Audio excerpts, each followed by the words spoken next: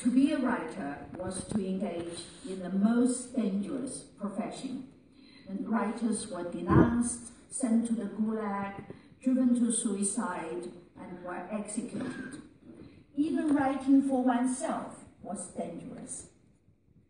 When I was 16, on my 16th birthday in 1968, it was in the middle of the Cultural Revolution when books were burned all over China, and I wrote my first poem. I was lying in bed polishing my poem when I heard the door banging. The Red Guards had come to raid our flat, and if they saw my poem, I would get into trouble and my family would get into trouble. So I had to quickly run to the bathroom to tear up the poem and flush it down the toilet. And that ended my first literary venture. But the desire to write never left me. In the following years, I was exiled to the edge of the Himalayas and worked as a peasant and as a barefoot doctor.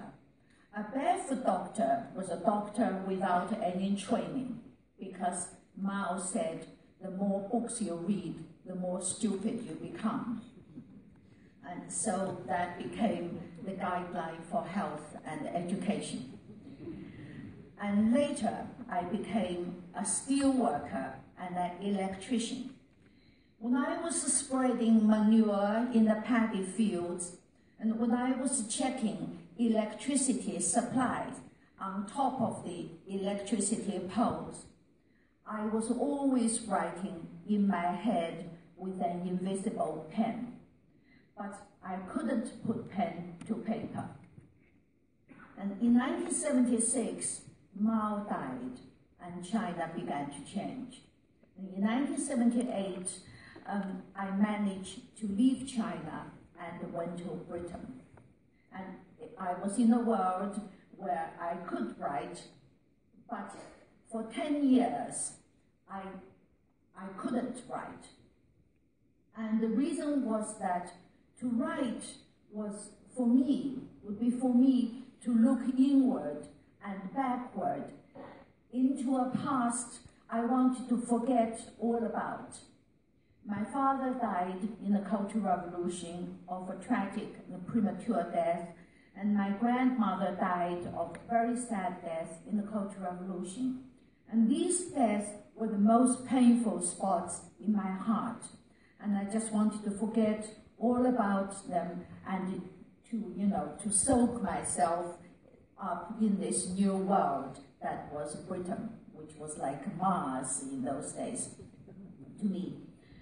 And 10 years after I went to Britain, in 1988, my mother came to London to stay with me. For the first time in our lives, she told me the stories of her life and stories of my grandmother and her relationship with my father. And once she started, she couldn't stop. She stayed with me for 6 months, and she talked every day. And it was my mother who gave me the strength to confront the past and record our memories.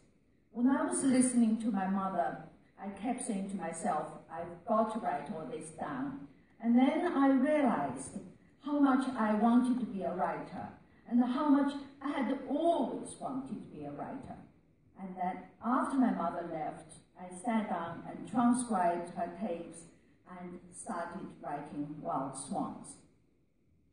And for Wild Swans, for the Dutch edition, I was lucky enough to have come to Holland many times. Now, Wild Swans made me a writer. Then I wrote a biography of Mao, and I wrote a biography of Empress Dowager Cixi, the last great imperial ruler in China.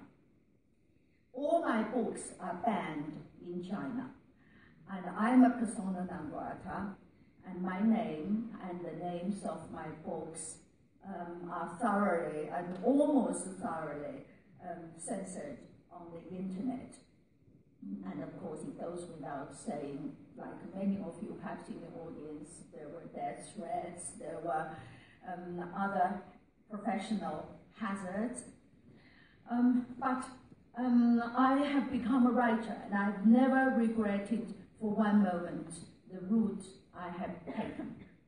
Now, when I think of my misfortune, and I actually feel I'm actually extremely fortunate, because look at other people. Look at the 3 prize owners tonight.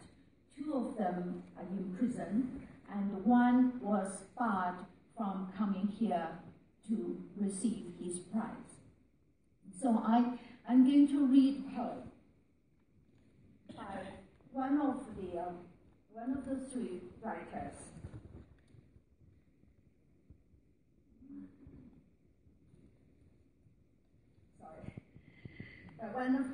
One of the 3 writers, Emmanuel Asrat, his Scourge of War was the subject of reading for International Pen's Day of Translation this last year. And I looked at the list. It was a long list, but there was no Chinese. So I took it upon myself to translate his opening stanza into Chinese. So here is his poem, followed by my attempted translation. Where 2 brothers pass each other, where 2 brothers meet each other, where 2 brothers conjoin in the piazza of life and death, in the gulf of calamity and cultivation, in the valley of fear and peace, something resounded.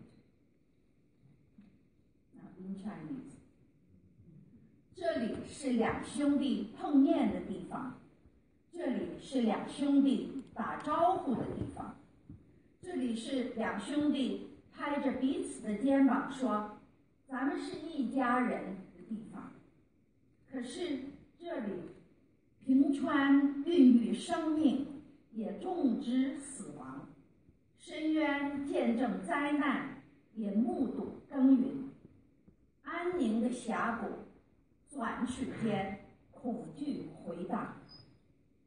无需去诗人的故乡寻觅，这是块熟悉的土壤。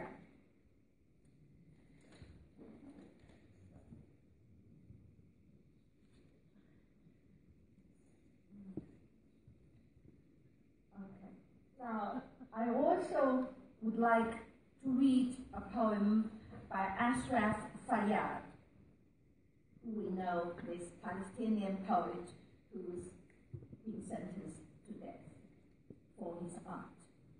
And this poem is called Frida Kahlo's Mustache.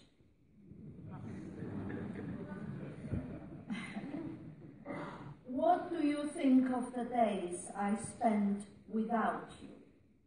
About the words that evaporated so quickly from my heavy pain? About the knots that were deposited in my chest like dried algae? I forgot to tell you that I've grown used to your absence, technically speaking, and that wishes lose their way to your desires, and my memory is being eroded. That I'm still chasing the light, not to see, but because darkness is scary, even if we get used to it. Now, I'd like to reread the last line in a slight, sort of attempted variation. That I'm still chasing the light to see, and because darkness is scary, and we can never get used to it. Thank you.